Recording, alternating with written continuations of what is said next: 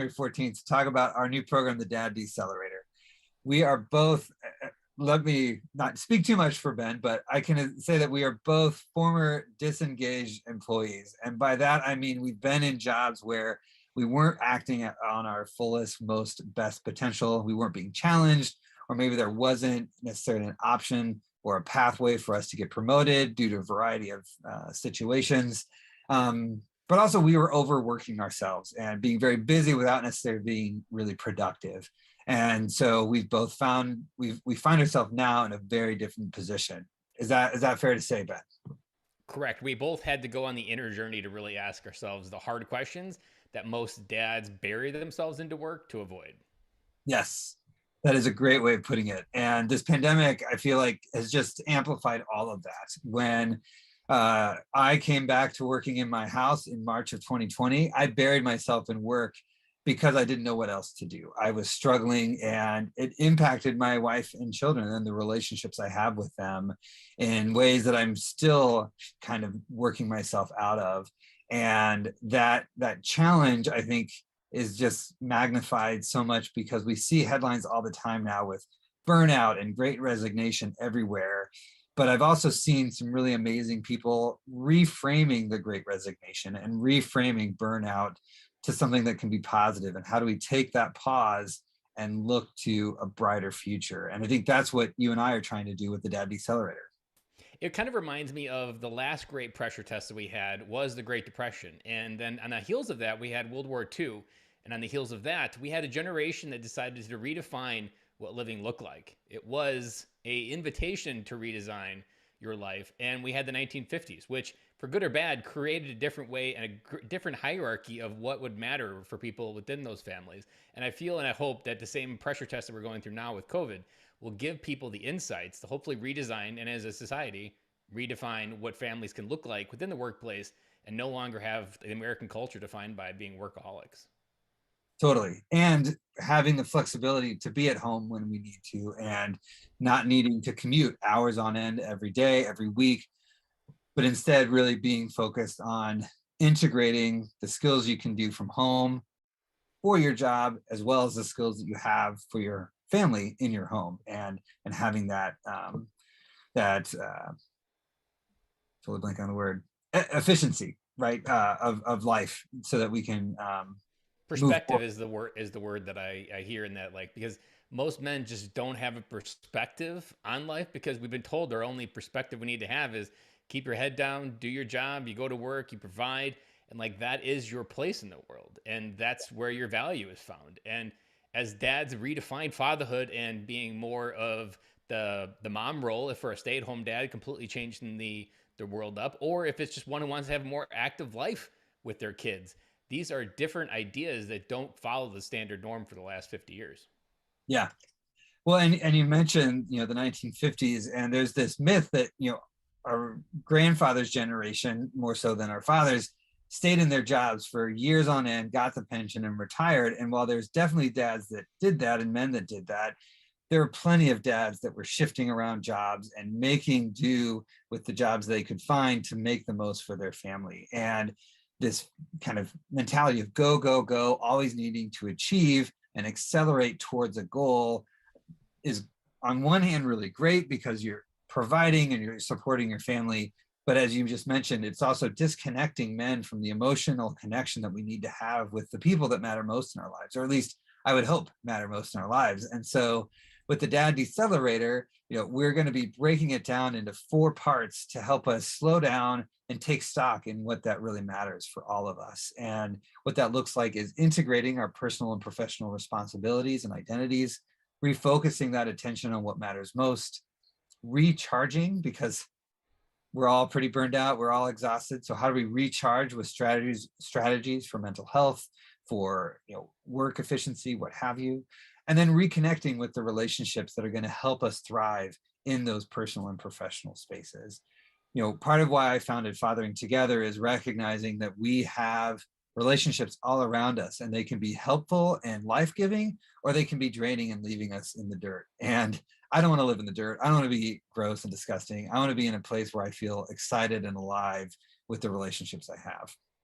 Brian, you reminded me of something. I want to pause for a second to address one particular person. So there's a dad out there watching this video right now in the corporate world. And I want to ask you to look around in the experience of the corporate world that you've experienced and ask yourself, do you know a dad that buried himself in the corporate ladder only to climb the top and realize that his family was left behind? And maybe by the time he got there, he had no relationship with his kids. He had no idea what they wanted to do. And maybe his whole life exploded either through divorce, his kids no longer wanted to do anything with him. And those dads exist in the corporate world far more than we'd ever want to admit. And most times, those dads don't get called out because they're doing what they've been told. And no one's going to call a dad out for doing what he's been told. But we all know, and we've all seen that dad that's climbed the ladder and left their family behind. There's the opposite is true. There's many people at corporate America, at the top CEOs, that value family and create a culture of the opposite. But there is, and also a sub-pandemic of a culture of men focusing on the career, climbing the wrong ladder and realizing they started on the wrong one from the very beginning. And by the time they get to the top, they can realize it's too late. Yeah, yeah. I was lucky to have a dad in the area that focused on family. He left a business that he had started because it was not healthy for him, not healthy in the bank book or in his time with me and my sister. And it coincided, I don't know necessarily, causation here, but you may remember the song Cats in the Cradle by Harry Chapin. I feel like all dads know this song because we hear it at some point in our journey, where it's this song about a dad who was going fast paced, got to his career goals, but his kid kept saying, "Hey, let's play catch. Let's do this together." And he said, "Hold on, not now, son. I'm busy." And then the moral of the song at the end is he is older. He reaches out to his son to say, "Hey, I'd love to spend time with you now that I'm retired." And the son is doing the exact same repetition of, "Not now, dad. I've got a lot going on." And we get so busy, right? We get so busy with reaching goals, reaching key performance indicators, that we don't take that breath in the day to say, are these the right key performance indicators for me as an individual and the family that I have? But to some extent, is this the right key performance that I need to have in my work career and what I'm striving for? And if we don't take a moment to pause, then we just keep going and going on a trajectory that may not be effective for anybody. What I hear in that is also this idea of accelerating towards these big goals, accelerating towards more money, more status, bigger house, keep up with the Joneses next door. Consumerism tells us we need to collect more things, which is why we have created the opposite effect of accelerating. That to actually be dad, you need to defy gravity and slow down, because raising a kid and being a dad is not measured in 90-day goals.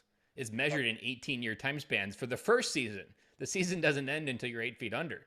And so this idea of slowing down to realize what's the long-term 18-year vision of my family? How many people in business have ever asked, what's the 18-year vision of my company?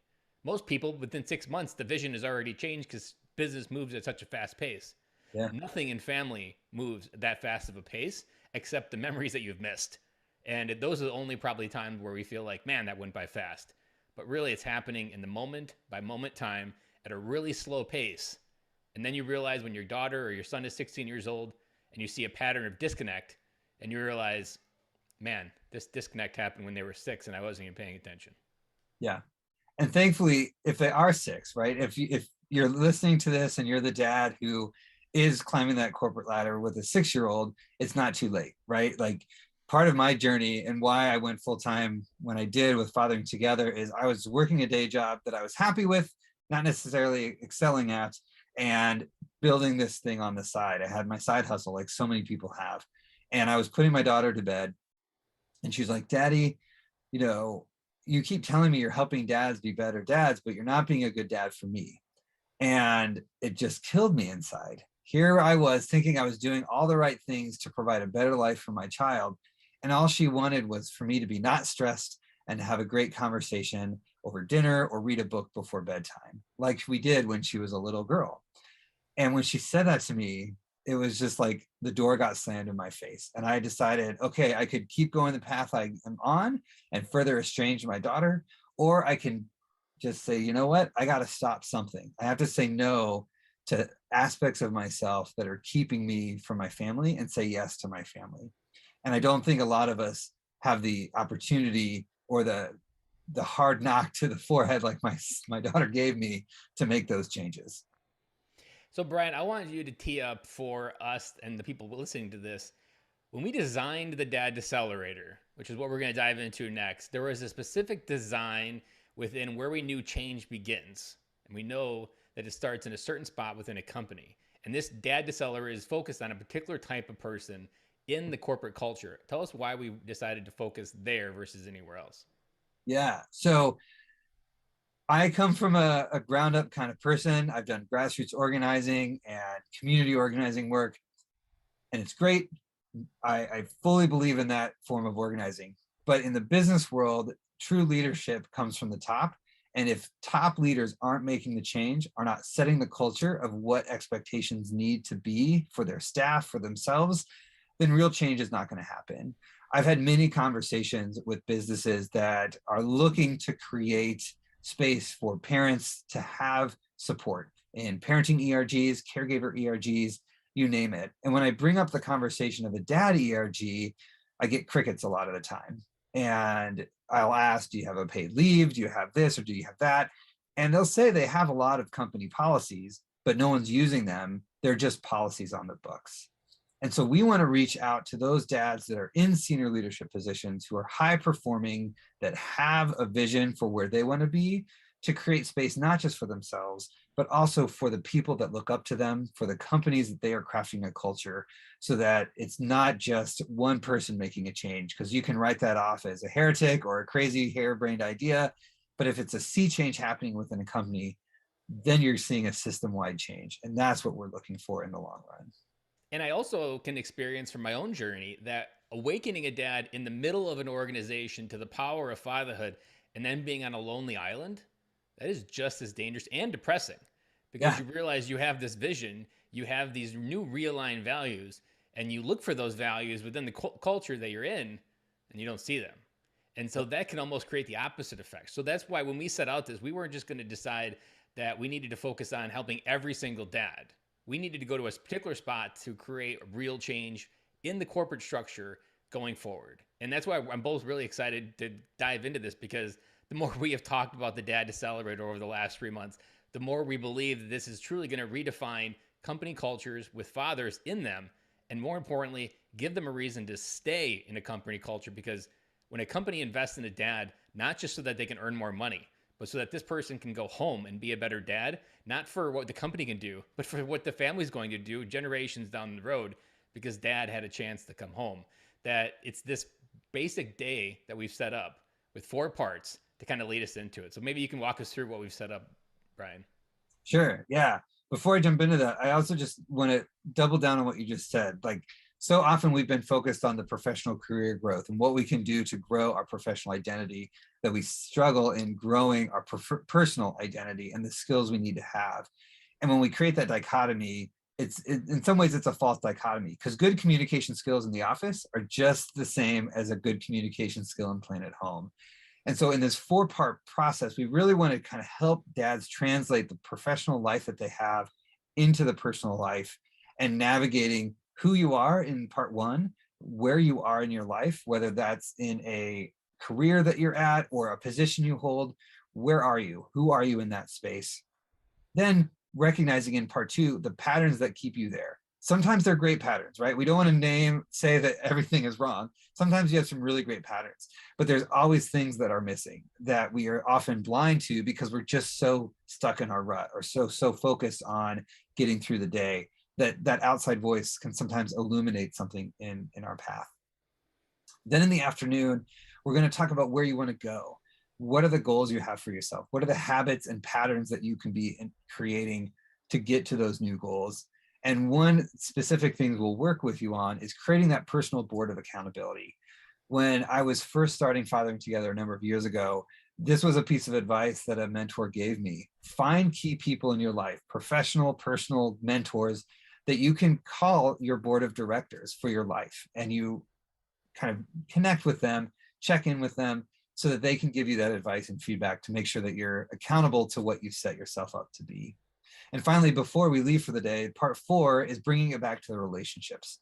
who are the people that are going to be impacted by the new change, whether that's your boss, people that report to you, your wife and children. We have relationships all around us, and we want to make sure that we're thinking through the impact that changes you have for yourself will have, and the ripples will have outward from there. So yeah, that's the 4 days. And there's Four, an four idea within parts. all of this, like designed in the bottom, is by harnessing these four parts and getting them in the correct alignment, you're actually going to do something that most people never consider. We all know gravity goes up and down, but we don't actually ponder very often the size of an object, which actually can create its own gravity, like Jupiter or any other planets where gravity really can pull something. We understand that what we're going to create is an idea in the future, an idea of who you are, an idea of who you're becoming by realigning who you want to be, realigning your priorities, and actually creating a gravity that not just pulls you toward the future, but your entire family towards this vision. Because when you harness gravity in the future, remaining where you are is a lot crazier than where you want to go.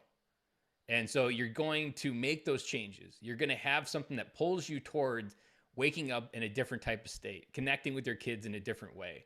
And it's this leveraging gravity in the future and creating a gravity big enough to pull you and your company into a place that you've never been because you didn't have this missing piece with dads alienating their families by what they wanted to do the most, but incorporating it into their life on a whole cohesive basis, essentially, to make everything align and bring them towards that bigger vision. And when I've been talking to dads over the last 5 years, gravity is one thing we're missing. We do not have something pulling us in the future. If anything, we have the past holding us down, and it's like a ball and chain of maybe an old story, an old belief, and that you just need to learn to let go. But letting go of it doesn't actually do anything. You need to understand where you want to go and what's going to be there. And there's an analogy that I'll wrap up here with that often what we miss in life is a GPS. We have some maybe ideas of where we want to go, and we try to go there on our own. But the problem is we can't see our own blind spots. Often we're like trying to drive down the road with beer goggles on. We're distorted. We can't fully see where we need to go. And we often know those roundabouts where you get in them and you get put into the wrong direction and you end up right back where you started. And you're like, I wanted to go there, but I ended up right back where I started. Because those patterns that you don't realize are kind of intertwined into your life to get you back to where you started, which is why GPS, why we always have Google, but Google needs 2 points in order to get you there. And what we've set up today is to help you, Brian, and I be that GPS to get you where you want to go. Yeah, love that. I love that analogy, Ben. And I also named that that deceleration itself is a 1 day program, right? And 1 day is not going to change your life. We know that. Habits have been studied and researched, and 1 day of new behavior is a great start, but it's not a sustained start. And so by being a part of the Dad Decelerator, you're also setting yourself up for long-term success because we're going to be walking with you. We've got additional meetings after the fact. We have a whole network at Fathering Together to tap you into so that the goals that you create for yourself, the new habits you want to bring into your life are going to be held. There's going to be accountability along the road after the fact, because again, we're all on this journey together. Fatherhood is not a solo sport. It may feel that way sometimes, but when you're in the most isolated moments of your life, that is just an opportunity to reach back out to another dad. And the network we've built at Fathering Together, which is over 100,000 strong around the globe, every race, culture, and creed, we're all in this boat together. And we want to bring more dads into that through this Dad Accelerator program. I wholeheartedly agree, Brian. And it's the biggest lie men have been telling ourselves for the last 100 years, ever since the Industrial Revolution, when we were told to go into the factory, is that we were wired to do life alone and that we should keep the thoughts to ourselves. And for the last millennia, we've done life in tribes and communities and with other people. There is always a mindset that I always like to describe as a barrel of monkeys, having one hand up and one hand down, that you're always learning to ask for help from people ahead of you that already have figured something out, but realizing there's someone that just started the crucible that you figured out and they need to know the help and the pathway through. And it's that togetherness is how fathering was designed from the very beginning. And it's something that we've lost over time. And by acknowledging fathers in your workplace, you're acknowledging the most important thing that dads have and understanding how you could already create a network within your company for how dads can have a barrel monkeys mindset of finding the right people ahead of them, but then also helping people that maybe just brought home a new baby. Exactly, exactly.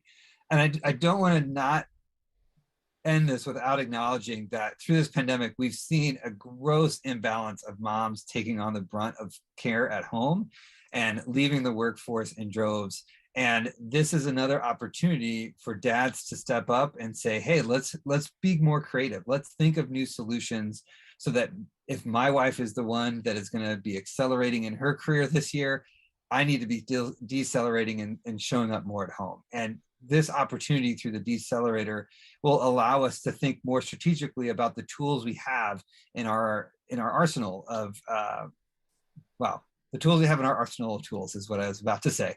But what I really mean to say is the hard skills that we learn in life are definitely hard, but the soft skills of communication, of building relationships are far harder. And it takes time to cultivate that. And as you said, Ben, we've been kind of indoctrinated over the last several decades and years to think about ourselves as all in and all encompassing for ourselves and not leaning on and building relationships in a stronger network. And so I'm really pumped about this new opportunity that we're creating, and I just can't wait to share it with other people. So where can people find out more and get involved, Ben?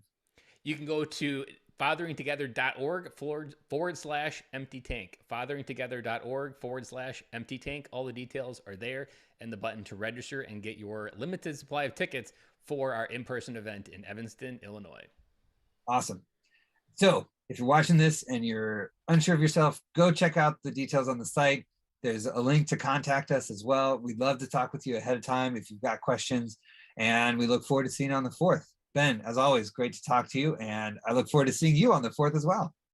You as well, Brian. And every time we talk, I get more excited because our journey has been more aligned in the last few months. And I'm really excited because what we got here is going to catch fire.